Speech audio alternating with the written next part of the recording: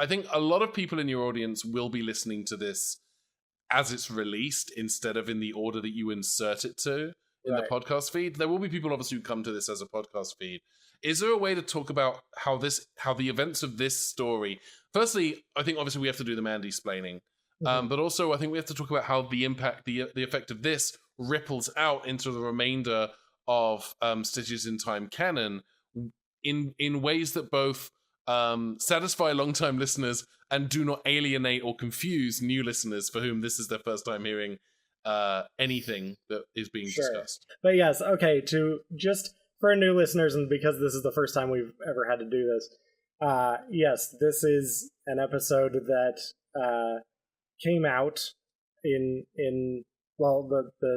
episode aired, the Doctor Who episode aired on Christmas in 2024, as it was the Christmas 2024 special, 2024 Christmas special. And we thought it would be a funny tee-hee to put this episode where it should be in order. And now we're telling you this because we don't trust our jokes because, yes, we do have anxiety disorders. Yes. This is episode 35. And yes, it does belong in between episodes 18 and 19 if you're looking at the feed. It is on purpose. I think I'm the one who I pitched this idea. You did. And I think it's a joy brilliant. to be here. Have you ever thought what it's like to be wanderers in the fourth dimension? Hey, Stephen Moffat, how's it feel to ruin the entire premise of this podcast? Look, we all knew it was coming. We all knew this was going to happen at some point. It's just a matter of time. And space? Ah! Oh yeah, sorry. It was just a matter of space. It was not a matter of time. There's no such thing as time in this podcast. It can move anywhere in time and space? Yes. Quite so. But that's ridiculous. Why won't they believe us? Well, how can we? I have to remember not to wiggle my arm as much as I would like to wiggle my arm right now. Because you're holding the microphone like a jibber jabber. Yeah. Mandy's a real microphone wiggling fiend. Hello, I'm Microphone Wiggling Feed, and welcome to the curious tale of the dinosaur in the nighttime. Benjamin, this is why we don't like having you on this podcast. Okay, well, I hope that the listener that finds this after the end credits will appreciate this emotional abuse that I'm getting from my wife. This will be used against me. To take my children away from me. I thought you were going to say, this will be used as the cold open. We're doing this and then the theme music. Maybe I should start doing that. Cold open? I will do cold opens, but only for shows that we have to backtrack and insert into the feed in between two existing. Oh, I like that, actually. I really thought that you were going to say, but only when Mandy is being mean to our guests. That too. There's one every episode. I mean... Clearly, the opening of this episode should be just the audio from the end of Back to the Future, where Doc Brown's like, Marty, you gotta come back with me. Back where? Back to the... Between episodes 11 and 12, so that we can insert... And remind me to always be nice to Becca, because there's so much evidence she could use against me. And Ben, I don't think we can afford the actual clip from Back to the Future, so I think you and I are just going to have to... you're going to have to be Doc and I'll be Marty, and we'll just record it. Oh, I see. Yeah. I have to be Doc Brown, huh? You don't have to. We can swap. Typecasting. I see. Yeah. No, it's fine. That's fine. It's fine. I'm an eccentric genius who sold all of their possessions in order to build a time machine, and who pulled a bait and switch on a bunch of terrorists to acquire plutonium. Ben, here's the thing. You can't just audition for a role and then immediately say, I don't want that role. Because that's what you just did. I want that to be super clear.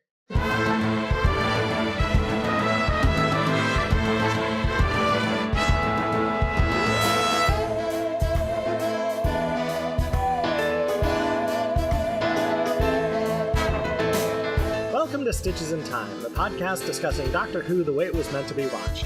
in chronological order, one clip at a time, starting at the Big Bang and ending with the heat death of the universe.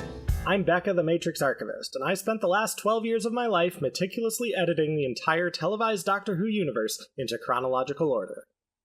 And I'm Mandy, and I also saw the Nativity. A nativity, like a local church one. Oh, good. I was gonna say, your skin looks great. That's why they wore all the hoods, to protect from the sun for your SPF. So that 2025 years later, you'd be like, I'm still young. I can still be sexy. And also joining us today is our favorite nemesis, podcaster, writer, comedian, awesome person, Ben Enemy Paddon. of the show. Enemy of the show, Ben Paddon. Hello. I love that I get to be part of forcing you to time travel. I actually kind of love the very nature of this episode means you have to slot it in the past in defiance of everything you hold dear, and I am so glad. For me, this is a victory. For me, this is a win. I don't know what our guest is talking about. No, I don't know what you're talking about. I mean, it's today is. You can't set a specific date, because if you do and you have to insert another thing before this one, you break kayfabe.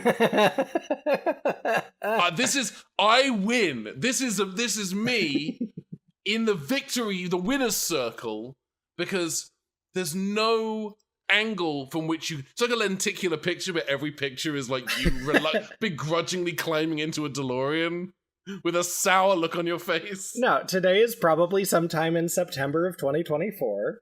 As we all know. I am not quite 32. I am your 31-year-old wife. We have been married for a year, nearly 2.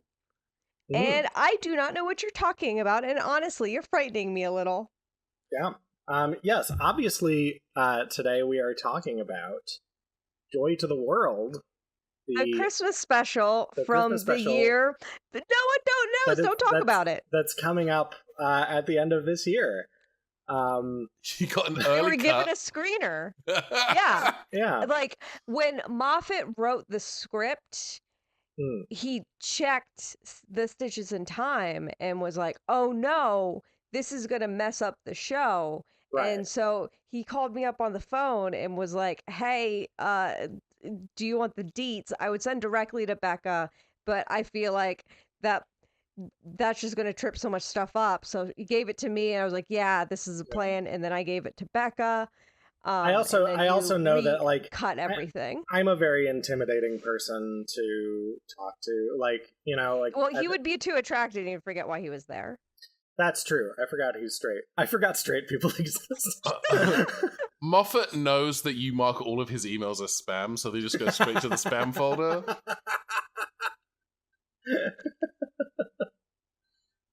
Stop asking for my autograph, dude. Give it up. Yeah. He's going to be at Galley. That hasn't been announced yet, apparently, but it will see be. Me at Galley, and like maybe we can like hook up. Or something. I like how we both said the same thing, but from like opposite ends of the language spectrum. I'm like, maybe you will hook up. You're like, maybe we'll fuck. Did you burp the word fuck? Yeah. Yeah.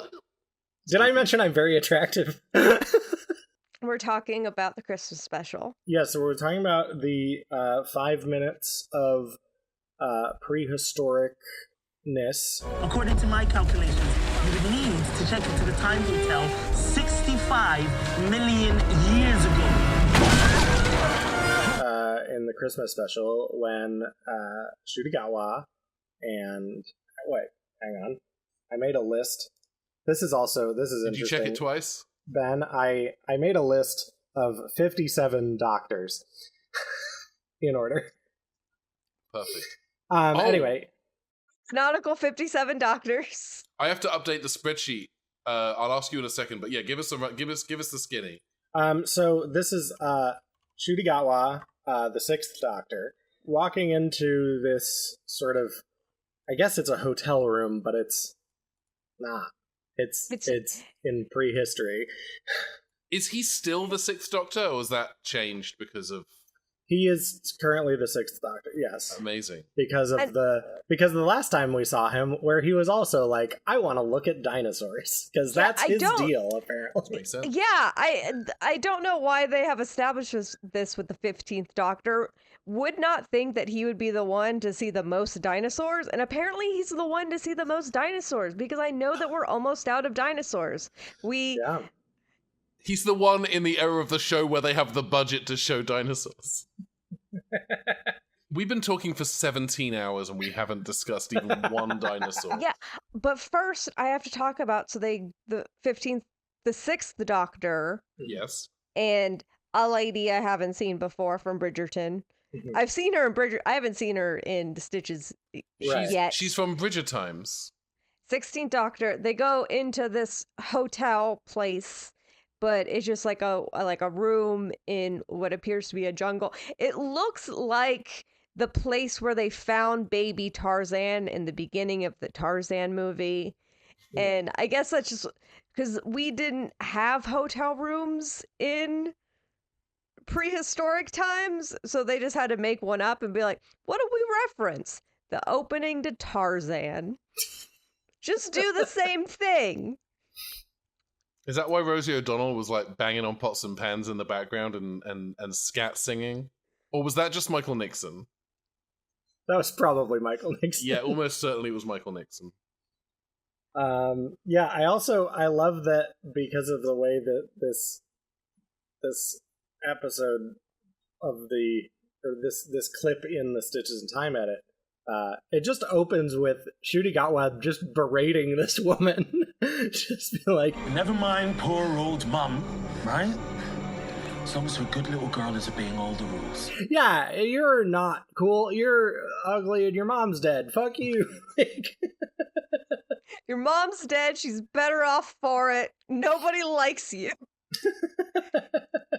Your name is stupid.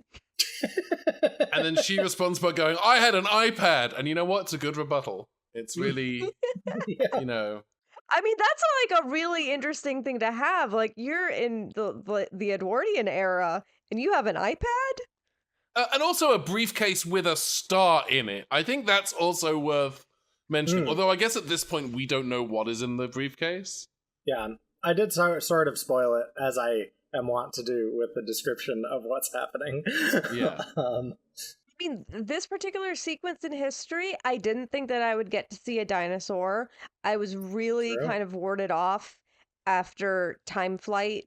That was like, oh, well, that's the only dinosaur you're going to see. You're not, or at least like during the time when they should be there. You'll see them later, but it's a time incongruity. If you want to see a dinosaur in their natural habitat, it's done. It's gone. You don't get it anymore. So I was very happy to see that in there. Yeah.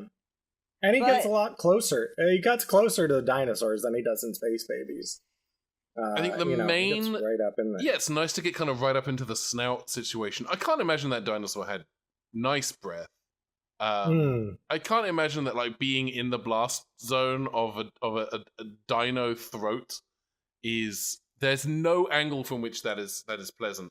My main thing is, because this is the second appearance of the Sixth Doctor and Ncuti Gatwa, we know two things about him. He likes looking at dinosaurs, and he likes berating women.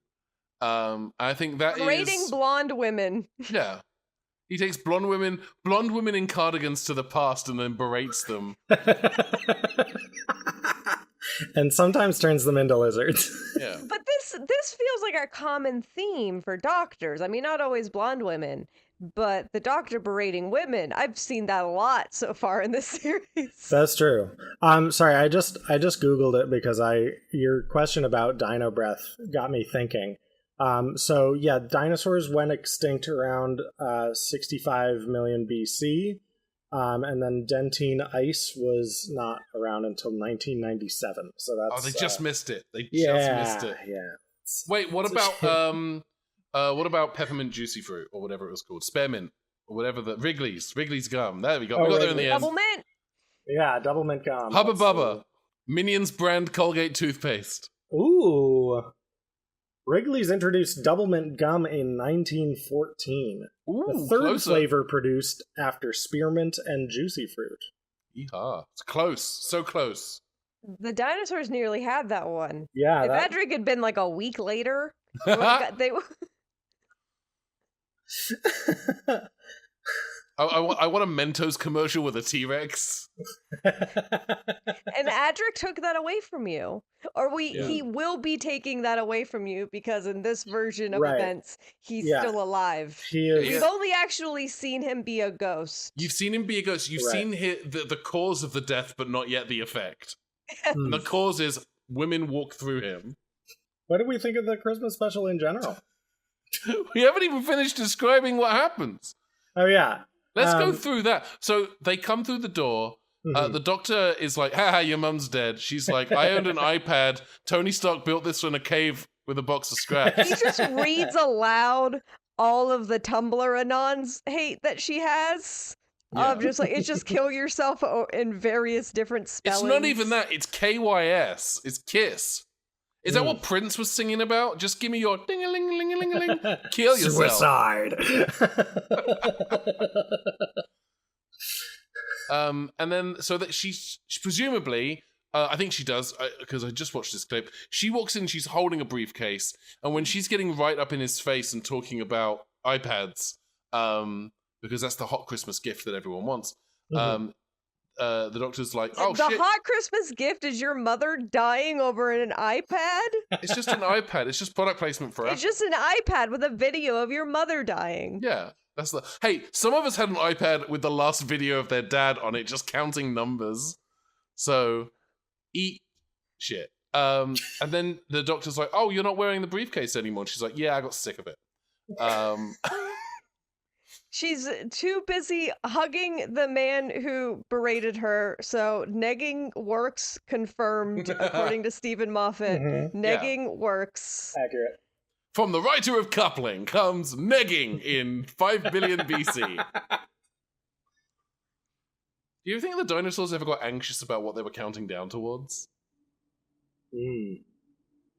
They probably assumed it was like, when are we getting more of these iPads? I want to know more about these iPads. Anyway, a lizard man climbs out of the briefcase, I assume. And he's like, hi, none of us are pronouncing Villengard correctly. Let's further the plot. Wait. Is there a different way that people pronounce it? I mean, not chronologically in Stitches, but if you go back to The Empty Child and the Doctor Dances, which is the first time they say Villengard, don't they? Well, they're saying Villengard, and then in this clip they're saying Villengard, which apparently they caught at the table read, and Moffat was like, that's brilliant, I prefer it, let's do that. But the Silurian pronounces it within 30 seconds, pronounces it both Villengard and Villengard.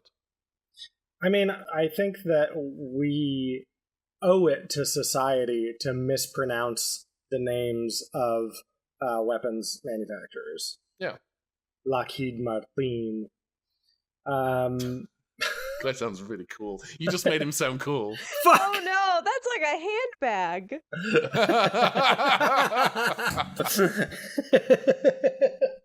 Yeah, I think I saw Twiggy carrying one of those during Paris Fashion Week. It has a rocket launcher on the go.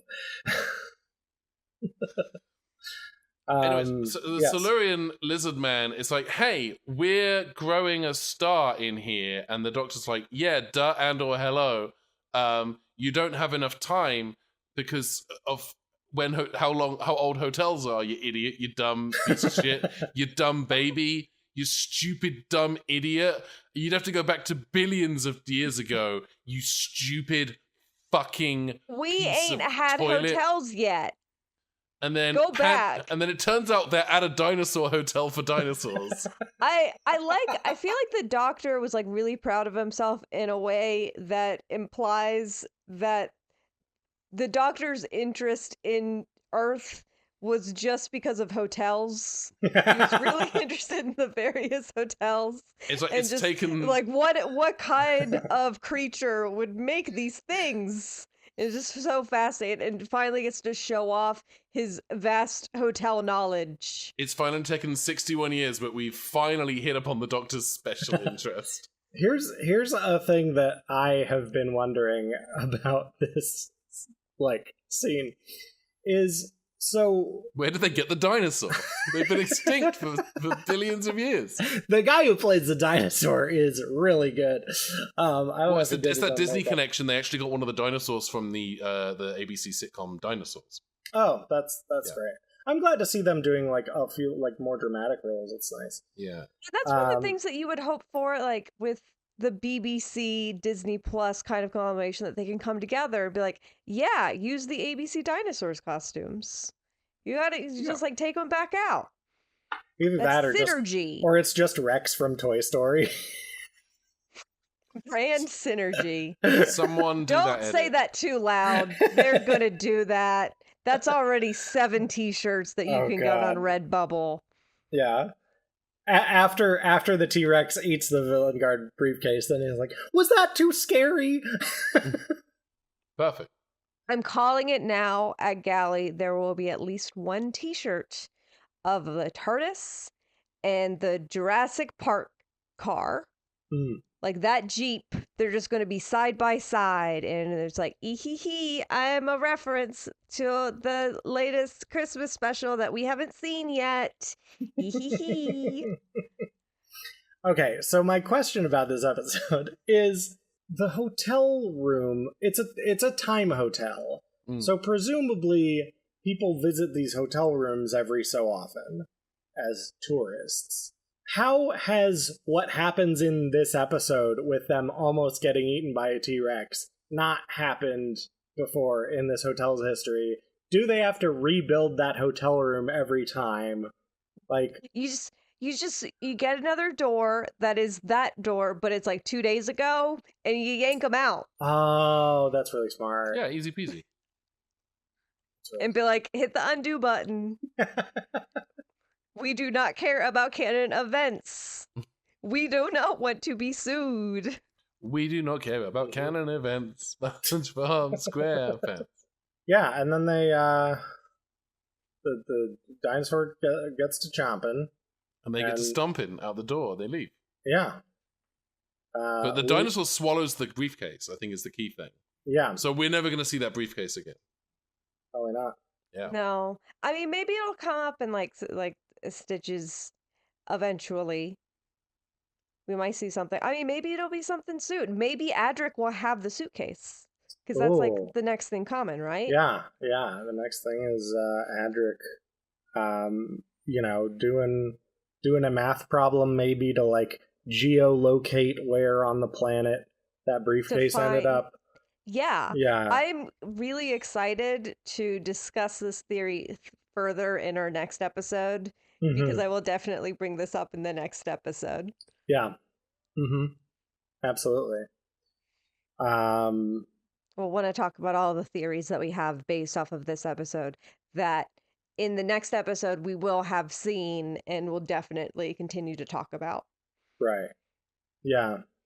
I wonder if Adric is such an ally of the Doctor's that he's up in space on his spaceship seeing this happen, and he's oh my gosh, that T-Rex almost ate the Doctor. That's it. I'm killing all of them.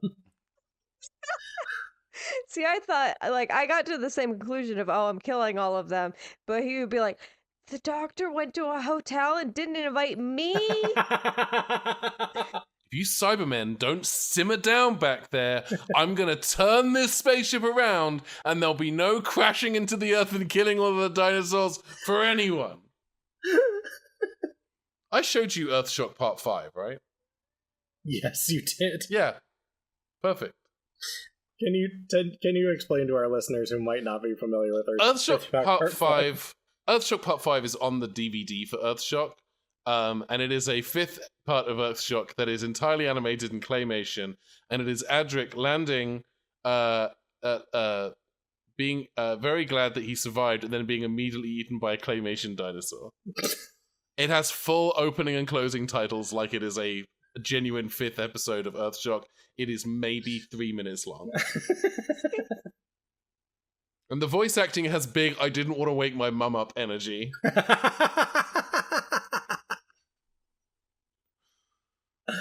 If you've ever watched me do a Twitch stream after like 11:30 and you're like, yeah, we're just gonna go in. Yeah, we did. Yeah, okay. Whoa, look, we found a gemstone. That's the same energy. And I live with you. I have tried to sleep when you are doing those streams. That's not the sound you're making. You are doing full yells. That's the sound I make when you storm into the front room and go.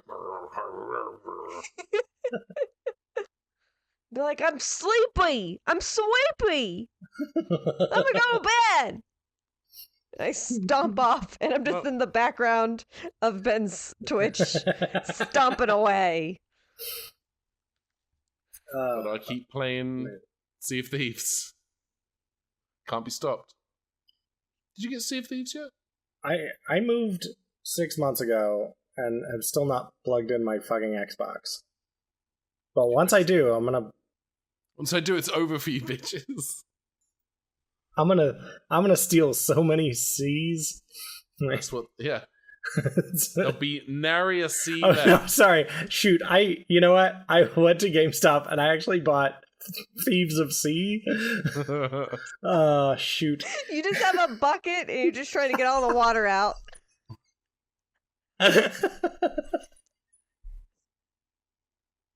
Yeah, I don't know why people like this game so much. I went to GameStop and bought Seaman Thieves, which is a very different game. No. I think that's Catherine Full Body.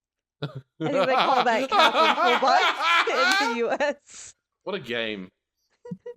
What a game. What if every woman who wants to fuck you is named Catherine and also in your sleep you're a sheep who climbs bricks? One of the women is trans, and we're going to handle it incredibly poorly.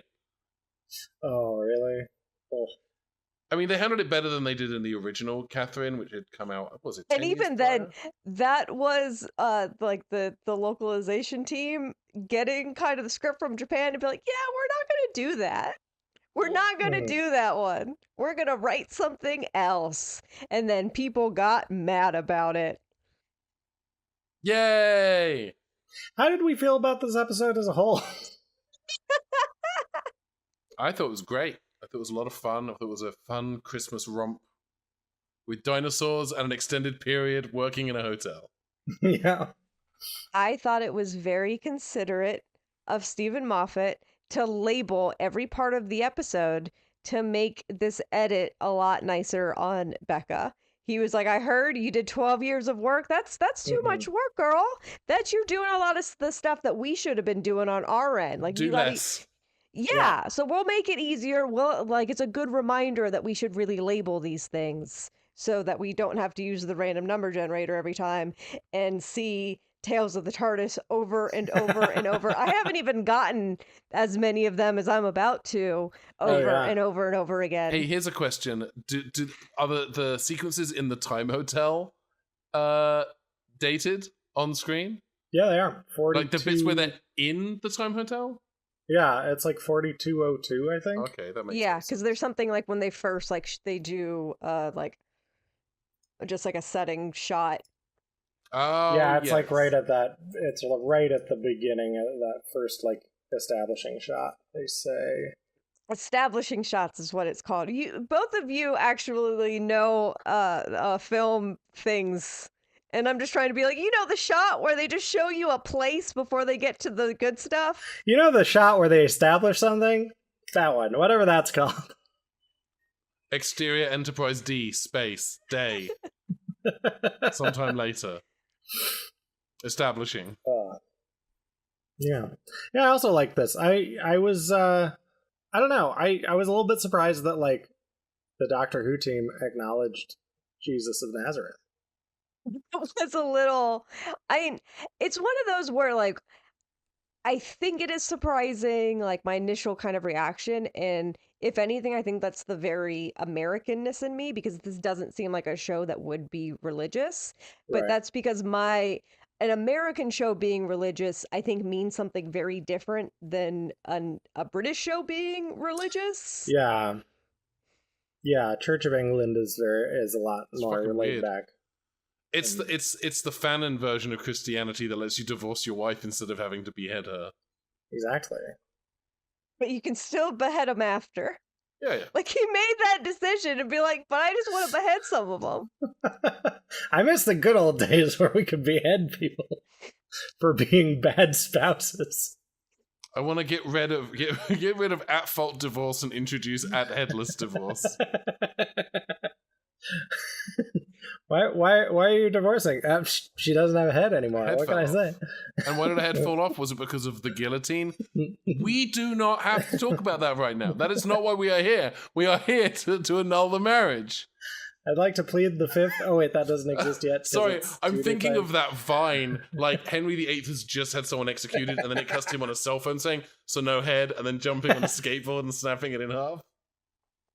That would be a fun video to do. Each of Henry VIII's 6 wives as vines. And 3 of them are just that vine. Amazing. I love that. I love that so much. What did you think of the Christmas special? I liked it. I liked it. I thought it was fun. It wasn't one of my favorites, but it wasn't one of my least favorites. Christmas special wise, I thought it was fun. I think it's safe to say it's probably a top 5 Christmas special for me. I'm rereading The Writer's Tale right now, and I've been I read through the section where Russell T Davies is talking about writing. He writes about writing Planet of the Dead, and then he writes about editing Planet of the Dead, and then he writes about really liking the final edit of Planet of the Dead, and then he talks about the press event for Planet of the Dead, and he says he doesn't like, not Planet of the Dead, I'm saying Planet of the Dead, I mean Voyage of the Damned, the whole time. Voyage of the Damned, writing Voyage of the Damned, editing Voyage of the Damned, and then going to the press event and deciding, oh, I don't like this anymore. Oh, wow. There will be a bit later in the book where he talks about catching it on television, and actually it's a banger. It's a club banger. Yeah, Voyage of the Damned is like, there are a lot of things that are like pretty widely disliked by, I feel like, the majority of the fan community that I'm like, no, I like that. Yeah, like the gunslingers. Hey, is it the gunslingers or the gunfighters? It's the gunfighters, the Hartnell story. The gunfighters, which is a certified banger. But fans don't like it because someone in the 80s said, oh, it's bad. And so all of the fans were like, yes, you, voice of authority, we agree with you because we don't challenge the consensus. It's the same group of people who think that the Celestial Toymaker is this weird avant-garde art film instead of 4 episodes of horse shit assembled hastily by a rapidly declining and decreasing production staff that don't want to make this. Hey, so fun little aside about the Celestial Toymaker. So my policy on lost episodes is use like the best version of whatever we have, but like whenever possible use the original. Yeah. But like watching 3 animated episodes of the Celestial Toymaker, which the animation is pretty good. Oh yeah, the animation elevates that story. It's really good. Pretty okay. But then the last episode of that where they're just like, okay, roll this dice and jump, like in between these spaces, like, maybe this should have always been an animated episode. Yeah. Like, there's that really great sequence in, I think, episode 3 where the music's playing. It does all these weird visuals and the Celestial Toymaker's head and the playing cards moving. And it's like, this is really cool. There's no way that what they did in 1966 or whenever this episode originally aired is even remotely close to this. There's no chance. It's bad. It's a bad story that was produced because they had nothing else to film at the time. It was that or Doctor Who goes off the air for 4 weeks. So their choice was between not having Doctor Who for 4 weeks or doing slurs, is what you're telling me. Yeah. And you're really applauding them because they were like, let's just do slurs. I respect the need to deliver a product when you are a contracted You employee respect of the the British need to do Broadcasting. slurs. I don't respect the need to do slurs. As a white Benjamin, you respect the need to do slurs, is what I'm hearing. White Benjamin is my least favorite Lord of the Rings character. It has to be said. Benjamin the Grey is more interesting and kind of slightly grubby and grimy. And as soon as he becomes White Benjamin, I just lose all interest. Are you implying that we call Gandalf White Gandalf? Yeah. Grey Gandalf, White Gandalf, Brown Radagast. That's fucked up. Oh no. Nobody asked my opinions. What did you think of this episode, Mandy? I liked this episode. I thought it had a good balance that I think works for a Christmas episode, particularly if you're a Christmas episode that you're bringing people back into the fold who maybe haven't watched in a while, because it's like kind of a one-off thing. It's not super involved with the regular story. It has a good balance of being gentle and kind of cozy. I was never super worried about stakes, but there's a lot of like emotional hitting moments. Yeah. That I think are like very rewarding to watch. Yeah, I thought it was like a good thing to kind of like bring people in, because when I think about the Christmas specials, the main ones that I recall were things of like they had big impact to the show overall, but tended to be very, very heavy because of that, of like, oh, this is just emotional devastation all the time. And so this one I think had a much better balance of like, oh, I can also watch that and just show to a random person. Right. Yeah, there's a wonderful kind of standalone whimsy to a Doctor Who Christmas special, in particular a Doctor Who Christmas special written by Stephen Moffat, where it's kind of, I don't want to say lightweight, because again, this episode did involve a star that was going to destroy everything. But like this, if you think about all of Moffat's Christmas specials, and even Russell T Davies' Christmas specials for the most part, you couldn't imagine those episodes dropping anywhere in the middle of a season. Like there's nowhere you could put, like you couldn't do Space Babies, then The Devil's Chord, then Boom, then 72 Yards, then Joy to the World, then you can't, it kind of has to work as a kind of standalone thing. And I think that's one of the things that I really like about the Christmas specials, is they're kind of, I don't want to say broad strokes Doctor Who, but they are a version of Doctor Who for a wider audience, because Christmas TV viewing is massive in the UK. It is for a kind of a broader audience. You kind of always have to round down what Doctor Who is to kind of basic principles, which I think Moffat is very good at doing, while at the same time telling a story that is A, still very Christmassy, particularly the ending, and B, fun as hell. Like, it's just a fun story. It's not a heavy story. It's not the best Christmas special that the show has ever done. It's not even the best Christmas special that Moffat's ever done. That's still, the answer to both of those is A Christmas Carol. I love it. But agreed. If I may condense some of your a long talk into a shorter talk. Sure. Round it down for me, Mandy. It really feels like Doctor Who, Christmas specials are for Doctor Who fans the way that Christmas Mass is for people who aren't super religious but only go once a year. Like, they made this for like the once a year Christmas people, the once a year Christians. Yeah. I also, I was just like kind of realizing this is making me feel old, but this is the first Christmas special in 7 years. Oh God, yeah, because the last one was Twice Upon a Time, right? The last one was Twice Upon a Time, which, like, aside, like, that one wasn't very Christmassy. Like, they had the World War I soccer stuff Christmas time, but like, I don't know, that I feel like the last time a Christmas special was really Christmassy was Last Christmas. Last Christmas is probably the episode, not the Christmas special. Christmas. Because even like The Husbands of River Song is not especially Christmassy. The Return of Dr. Mysterio is not especially Christmassy. Yeah, like it hasn't been terribly Christmassy for some time, and then we had no Christmas specials, which were zero Christmassy. Yeah.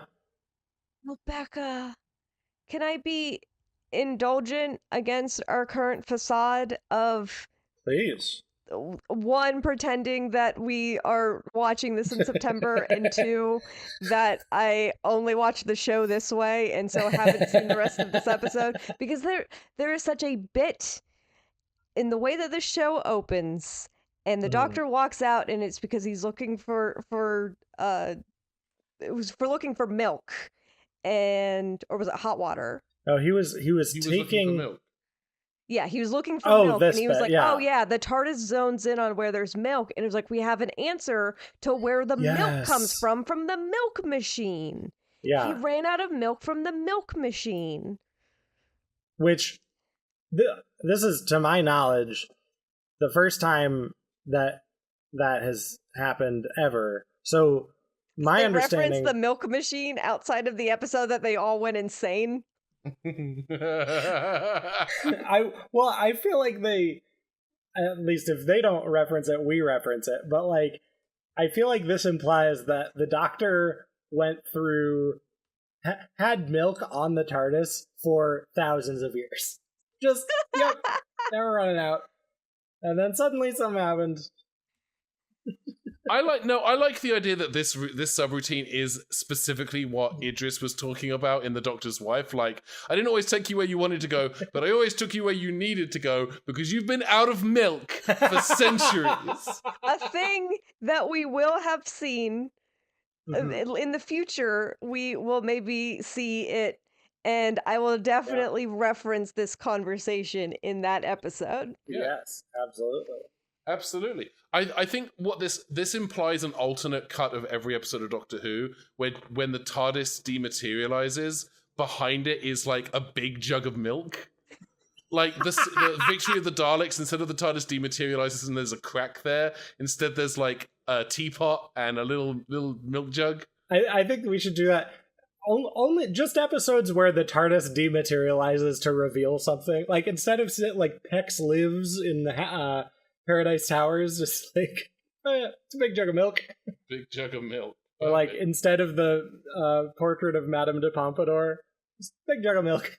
Yeah. There's always milk. There's always milk. There's always milk in the banana stand. There's always milk, and there's always a girl, and there's always a milk house. I do have a couple of exciting announcements. Go on. One of which is... I am, as we record this, exporting the latest cut, so that should be up live on the website stitchesintie.me.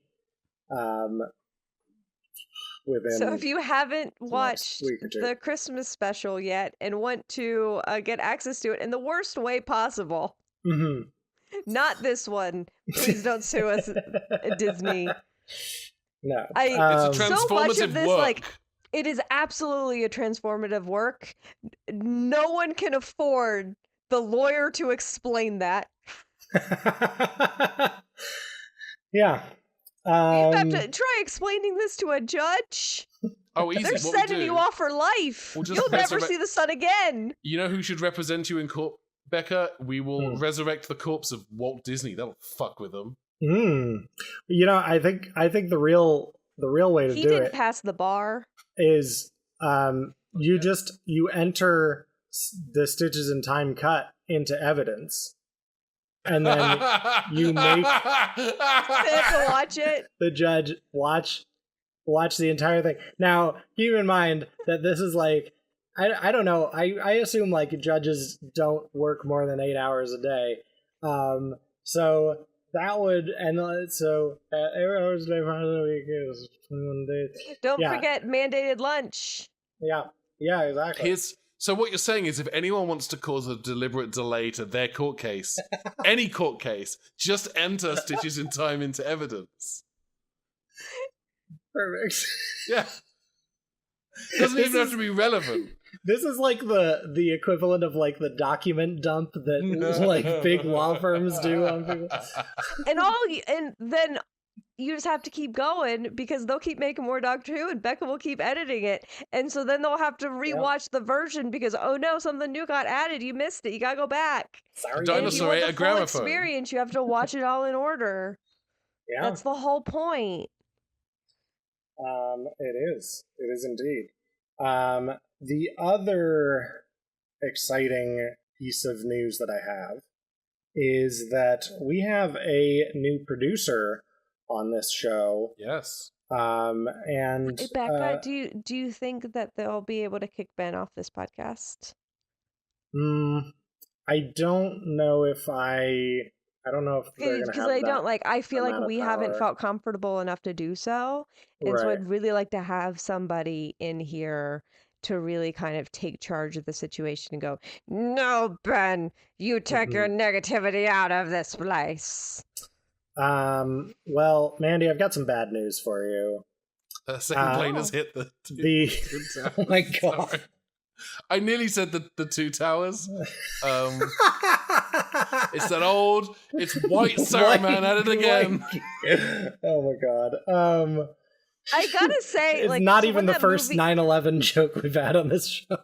when that movie when the Two Towers came out, there was all of like this talk about like there was a big marketing pushback and stuff like that because like we can't call it the Two Towers because of what happened. And I gotta say, I was one of those people that was like, I don't think they can call the movie that. That's a little. I was 9.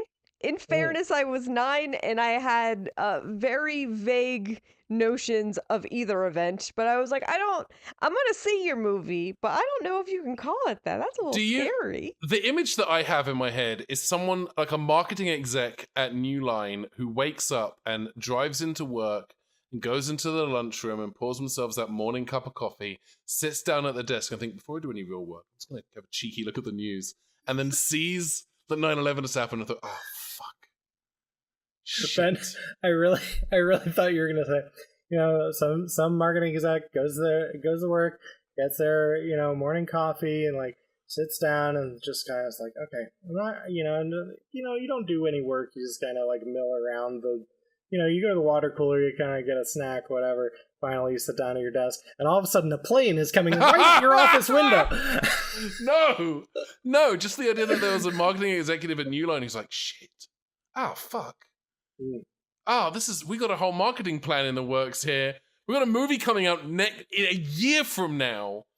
This could ruin everything. This is going to ruin the world tour. This is the worst thing that happened. Anyway, our new producer is Saruman the White. is a wonderful human being named Ben Paddon. Hi, how you doing? Who has stepped in as producer and nemesis of the show, which I can only assume means that they're trying to sabotage. Destroy you from within, yeah. I mean, although in fairness, the last 12 years of your Premiere Pro editing experience has done most of that work for me. You are already the collapsed ruins of a human person. True. This is true. Yeah, like there are going to be centuries from now, there are going to be busloads of school children begrudgingly brought to stand outside of you and be told historical facts about you, and they wish they were playing Fortnite on their Game Boy instead. I assume that's what all kids want, is just a Game Boy version of Fortnite. Anyway, from now on, the podcast is sponsored by Fortnite. They want to be handed a Game Boy and some batteries, and we got to spend some time explaining the batteries because they don't really do that anymore. Right, yeah. We've got those Ouroboros batteries.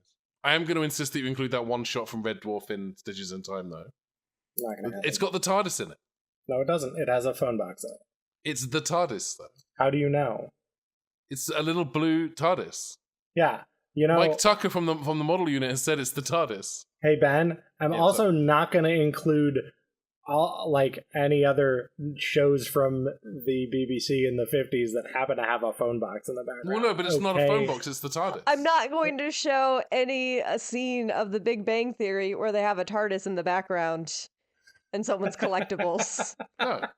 I haven't seen The Big Bang Theory, I have to assume they've put it. There's a TARDIS somewhere in some episode. There is a TARDIS somewhere in some episode. I'm calling it now. Probably.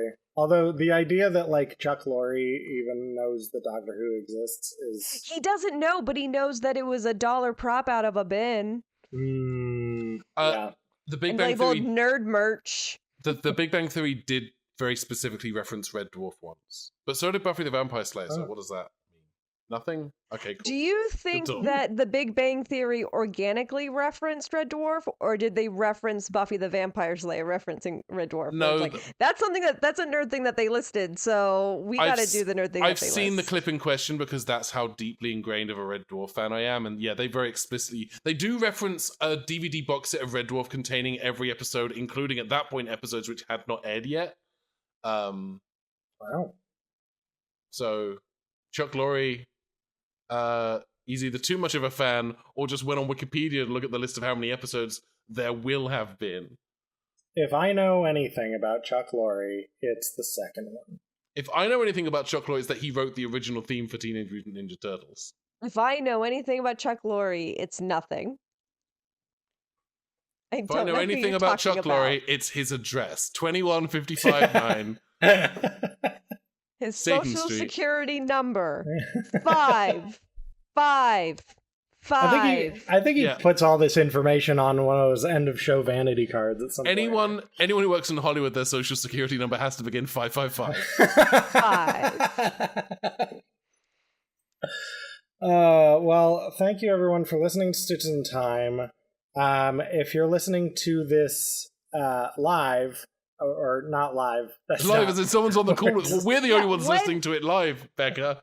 When is this episode actually like going into the feed? So I'm gonna put this in. I'm gonna cut this and put it in next week. So okay, that's quick. So in that case, Ben and I will both be at Anime Los Angeles, a thing that is far, far in the future in 2025. Ooh. Ben will be a judge at the Otaku Comedy Tournament. Yes, I will be hosting the finals of the Otaku Comedy Tournament.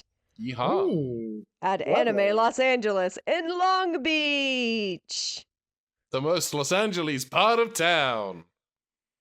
Also, if you have watched Joy to the World and you're still jonesing for some Christmas stuff, you could check out, there's a very good podcast called Jump Leads that just did a Christmas special thing, and I wrote some music for it because it was fun. That's the exchange that we're doing now, is that I'm producing Stitches in Time, which mostly is just going to involve booking guests, which I need to pull my finger out and do. We've been moving, so it's not been the top of my priority list. But in exchange, Becca will be doing the original score for season 2 of Jump Leads. Ooh, I didn't know this deal was an entire score, Becca. You got robbed. You got to do way more work. Well, I guess maybe we'll see. Doesn't have to be good, just has to be music. We are going to get some Gorilla's ass keyboard auto settings. Oh no, it's Yamaha Keyboard Demo 3. Jump Lead season 2. Yeah, look, this producing Stitches in Time is a year-round gig, and Jump Leads is a very beautifully curated scripted show, so it will, unlike Doctor Who for the first several years of its life, it will not be a full year-round weekly situation, I'm assuming. But I also... I can also say a third of Doctor Who's second season didn't have me with a story credit. They didn't give me a story credit to those episodes of Doctor Who. True. And I got story credits on Jump Leads. Yeah. You got story by credits on 2 episodes in season 2 at least. So go listen to Jump Leads. If you haven't listened to Jump Leads, it's delightful and hilarious. I want to throw out a couple of things that I've done recently. The episode of the Maximum Fun podcast, Troubled Waters, that dropped on January 2nd. I'm one of the guests. I'm one of the players on that. And in addition to that, we will all, I think, be at Gallifrey 1 in February, the Doctor Who convention. I don't know what we'll be doing. They haven't released the schedule yet. But we'll be there. So if you are there and you spot any of us, please say hi, because we're lonely and we want to make friends. You'll be able to, if you don't subscribe to the YouTube channel and you just subscribe to the podcast feed, you'll be able to recognize us by we're the sexy ones. Yeah. Oh, I'm the one with the English accent. Ones, and please don't yell at me. I'm joking most of the time on this podcast. Please don't actually yell at me about Tom Baker. I'm sorry. I'm sorry that you like that man. Listen, it's going to be okay. It's going to be okay. We'll get through this. It has occurred to me, the other Doctor Who thing that aired over Christmas was the War Games in Colour. Yes. And I don't necessarily think, because War Games in Colour is a colorized version of the classic Doctor Who serial, and so there's not really a lot that you can insert there, and trying to like replace the bits in black and white with the color version, that would be an editing nightmare. However, yes, but I've already started doing that with the colorized Daleks, so it's not going to be live in this version, but let me know when you've watched the War Games in color, because there's definitely a bit that you're going to want to add to Stitches. I watched the end of it because I knew that there was like they added like a regeneration scene, which I like, and I will probably add in the next version. But I've already started exporting. Let's see where my computer's at now. We're exporting part 14 of 21, so we're already in the 2050s. So we're good. I'm currently exporting some of K9. Let me ask you this: does the entire regeneration go before Spearhead from Space, or does half of it go after the end of War Games and then the other half before? I think some of it is TARDIS in flight, so I think that would just not be. I think like it might be like, and I'd have to watch it again, but I think it's like once it lands. I think like John Pertwee wakes up as the TARDIS lands. But you also see the TARDIS spinning in space rather than time as the Spearhead. The Auton Spearhead is making its approach to Earth. So you see the TARDIS not leaving the time vortex, but entering linear time. Right. Before, as the regeneration is happening. That implies, like, I don't know the process of entering linear time implies there's, like, some amount of you're not in your time yet, you're traveling through it, so you can just have the regeneration kind of in the corner during other years. I'm like, he's getting there. Let's answer this then, Becca. When the TARDIS is in flight at the beginning of the parting of the ways, as the TARDIS is moving towards the Dalek ship, do you include that shot of the TARDIS spinning through space? I would have to double check, but generally I do. Yeah. So checkmate, atheists. I'm the producer. I say it goes. Yeah. That's not how this works. This is the bit that, Ben, you can provide, as well as the thing that I do like whenever we do get like a deep lore Doctor Who fan here, is they ask the sort of questions that I can't ask about the Stitches in Time edit because I don't know what any of it means. So like, but how did you do this thing? And Becca gets to go, I did this thing. And then everyone just kind of nods their head shadily. It's like, yes.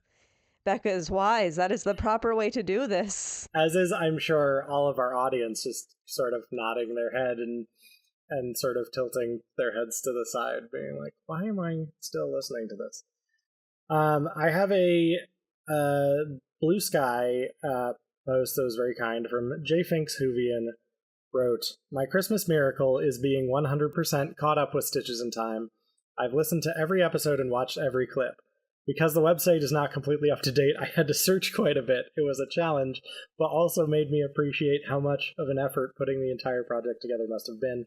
Don't talk to me about Doctors Assemble, though. That was miserable to watch. Good. Yes, so thank you, J. Finks. Very kind of you to be such a loyal and vocal fan. And if, for people who are listening to this as it comes out, the next episode we will be talking about is The Doctor's Wife. And for those of you who are listening to this far in the future, and hopefully the episode will be correctly into it, the next episode that we'll be talking about is Earthshock Part 4, where Adric dies.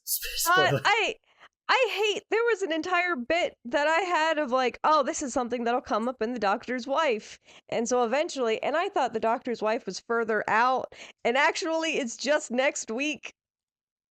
Yeah. Perfect. I'm sorry to disappoint you. I thought I was making a funny joke. It's not going to be funny.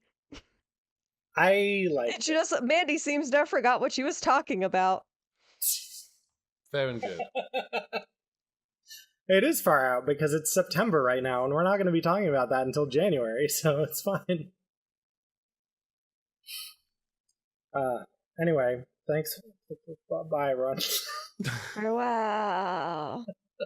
Hey, get out of here. Thanks for listening to Stitches in Time. Music by Becca McGlynn. Art by Mandy Akenda. Logo by Ben Paddon. Produced by Becca McGlynn and Ben Paddon. Check us out on Instagram, Twitter, and Blue Sky at WhoStitched.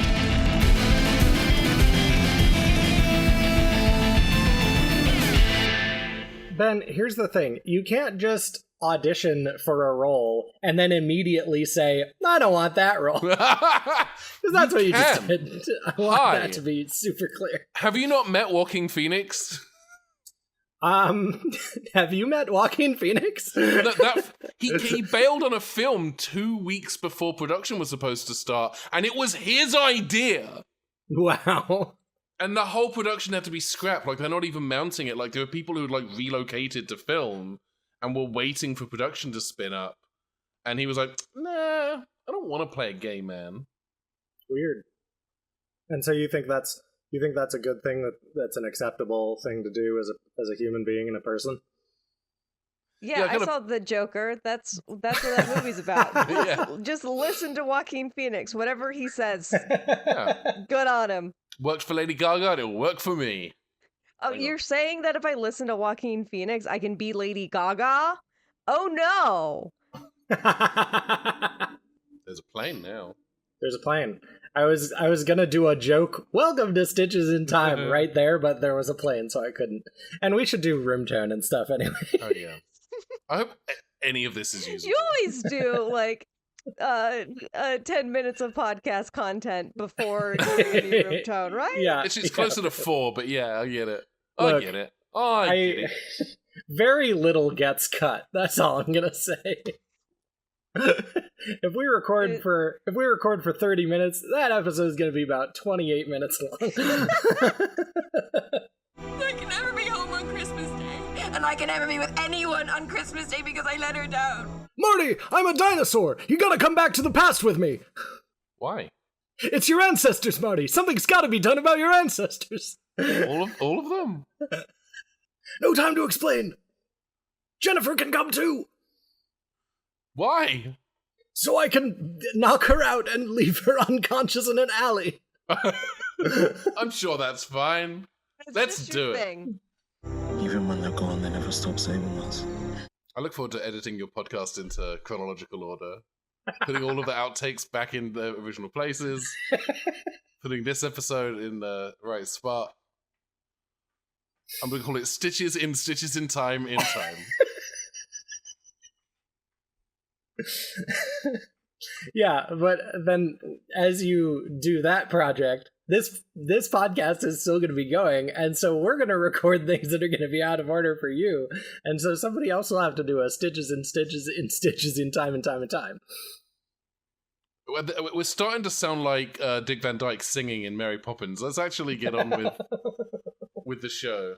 Why did you do that? I'm sorry. Yeah. Made you angry. To wake you up. Boy, can't wait to find out the outcome of this year's election in 2 months. I mean, I think we all know how it's gonna go. I think Kamala got this in the bag. Shoo-in. Yeah. Yeah. I mean, you change candidates at the last minute. What could go wrong? Yeah. I still have hope in my mom. For Your the mum election. obviously your mum is Kamala Harris. That's why. Oh, okay. I was confused about that. But that's canon now. Mandy's mom is Kamala Harris. Oh no, that's bad. Actually, I hope she doesn't win, only because if you become if you have to like move to the White House and like be like a politician's daughter and stuff, I feel like you're gonna have less time for this podcast. So actually, yeah, I'll tell her just not to just throw maybe it. Maybe I'll vote for the other guy, whatever his name is. RFK Jr. Oh, no, I think this is too bad. This is awful. Actually, the real reason why you can't do a podcast from the White House is the Wi-Fi is terrible. They have Spectrum. It's not good. I believe that. Wherever there's a corporation, there is PR. They just can't stop themselves. Evil must logo. We all have planes. Our planes are going to be even closer. We're going to have the same plane at the same time. And sometimes it's not going to be a plane. It's going to be like a leaf blower. Or the same guy yelling. Listeners, Ben and Mandy already live within walking distance of me, and they are moving even closer. It's going to be great. Well, basically, what we'll be able to do is set up sticks on the roofs of our respective buildings and just yell. And that will be the podcast going forward. Yeah. I was telling Mandy earlier, we should just like set up cups with string and like throw them to each other's balcony. We should just get little walkie-talkies. It has to be better than our current audio quality, right? It's better than this little snowball. I wasn't suggesting that to record on, but maybe, I don't know. We'll see. Villengard Q&A activated. Villengard is engaged in the creation of a customizable energy source. A lady I haven't seen before from Bridgerton. I've seen her in Bridgerton. I haven't seen her in the Stitches yet. She's from Bridger Times. Yeah. Sorry. Sorry, listener. Becca has on the screen behind her rolling footage of just dinosaur stuff, and it is occasionally showing footage from, I think, a Jurassic Park video game. And I just looked up and I saw this Jeep, and it looked like it was coming straight at her. And I had this moment where I realized, oh, this is what it must have felt like to be one of those Victorian families getting TV for the first time, thinking they were going to be hit by the train. The people that are waiting, train arriving in a station. Yeah. If a star seed goes boom anywhere on Earth at any point in history, it will burn every living thing. Do you think our local airport is just like, well, they recorded a podcast, let's land every plane at once, down they go? Yes. Yeah. Also, I think that the air traffic controller is Christopher Eccleston. I think you're right about that. Yeah. I've decided that's your Christopher Eccleston voice after Lamar decided that. Wait, has that Christopher happened yet? Eccleston was yeah, I believe so. No, our friend Lamar, who will be coming onto the show soon. Damn. This is more tangled than when you and Michael pretended to record episodes out of sequence. Because you're having to, like, do that. Like, trying to maintain the kayfabe for the remainder of time is, I'm going to say this, going to be difficult. Ben, I'm going to schedule an appointment with your doctor for you tomorrow because I think you need to see someone because these delusions are really scaring me. I don't know why you're talking like this. Everything is fine. It's September. That's why I'm wearing my September sweater. Oh yeah, you wear tigers in September. You wear lions in October, cheetahs in November, and then ocelots in Santa hats in December. Any questions? Yes, you at the back?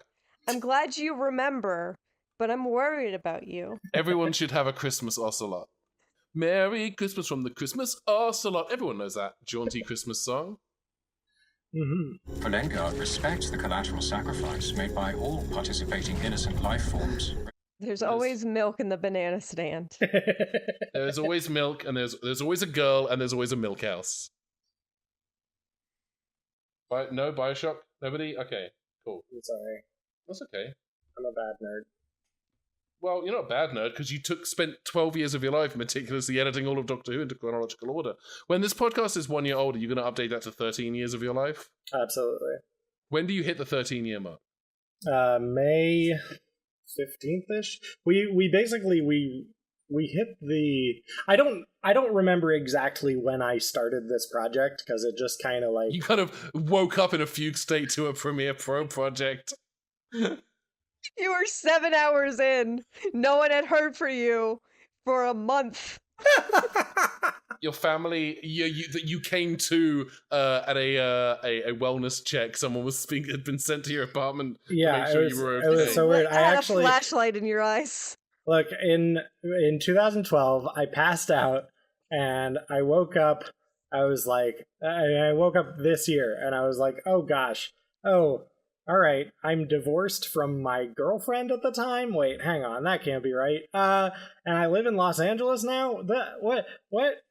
How? And I was outside your door, and that's how this podcast started. Where the fuck did these tits come from?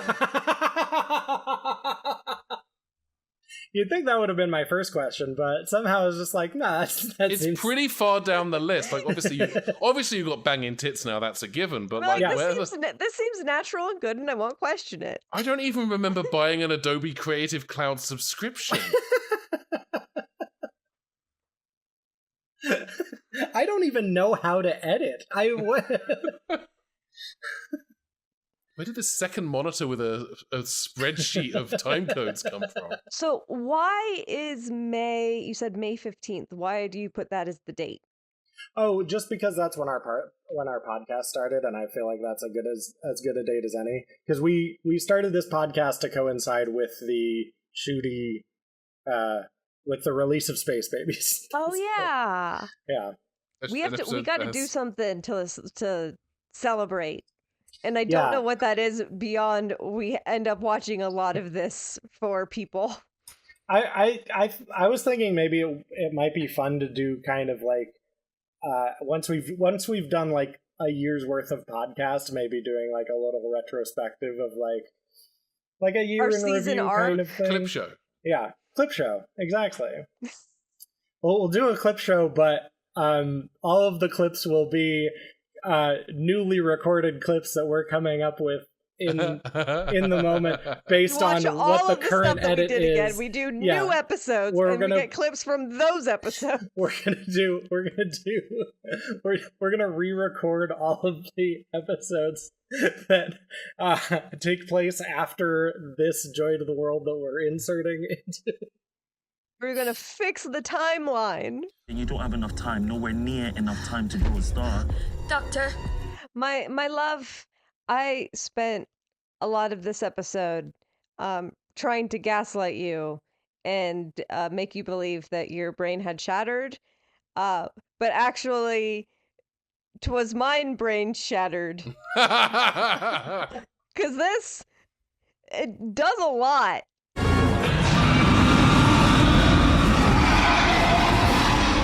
I'm gonna get through this. Anyway. Also, Better Man is a good movie. Just go see it. Stop being up your own butts about whether or not you care about Robbie Williams or not, and just go see a good movie. Is it a good movie? Yeah, it's a really good movie. Becca, can I tell you the best part of Better Man? Actually, Please. there's two best parts. There's objectively the best part, and then there's the Mandy best part. Objectively, the best part is there's a point at which the band Oasis is on screen, and the way that you know that the band Oasis is on screen is that they're at a party, and there's a guy with an acoustic guitar playing Wonderwall, and then the narration says, "That's Oasis." It's good. Amazing. The other bit, my personal bit, was so there is a whole scheme where the monkey has depression, and the way that they convey his depression is that whenever he performs, he sees a version of himself in the audience, and the version of himself in the audience is just like, "Hey man, kill yourself," and that just repeats. And it gets to a point where there's like multiple of them in the audience, and one of them has no skin. One of them just doesn't have any skin, and they don't really explain it, but I was like, oh, this is understandable, because when I was a child, I had frequent anxiety nightmares about the no-skin man, And the no skin man was just a man with no skin, and he'd typically just be like in my dream, and nobody would be reacting to the no skin man, but I would always be like super worried and super frightened by the no skin man, just like being in the grocery store or out in public. So I definitely understood this. It's like, okay, this is like a metaphor for anxiety. And I told Ben this of like, oh, wow, I've never seen my anxiety kind of showcased in a movie like this. And Ben is like, no, that's a specific reference to a music video that Robbie Williams did one time where he took his skin off. He took his skin off, and then I checked the dates. And Becca, I think Robbie Williams is the no skin man. I think I saw that as a child, and I just had nightmares about it. Twice a year for 20 years. I'm so sorry. I liked Wicked. You're right. Better Man was a wicked movie. It was well wicked. It was really good. I saw an interview with Robbie Williams, I saw a clip of it on TikTok, where Robbie Williams said, like, I really thought we were a shoo-in for all the musical awards, and I forgot Wicked was a thing that existed. Wicked was so good. I saw it 3 times in theaters. I think it's the only movie I've ever seen that many times in theaters. I thought you were going to say, I think it's the only movie I've ever seen. I've forgotten all other movies. Also, I think it's the only movie I've ever seen. Yeah. Aside from the 1996 Doctor Who movie, I think Wicked might be the only movie I've ever seen. Oh, glad. Otherwise, that was going to be a big surprise to both of us whenever that episode goes. Yeah, in for real. 45 years.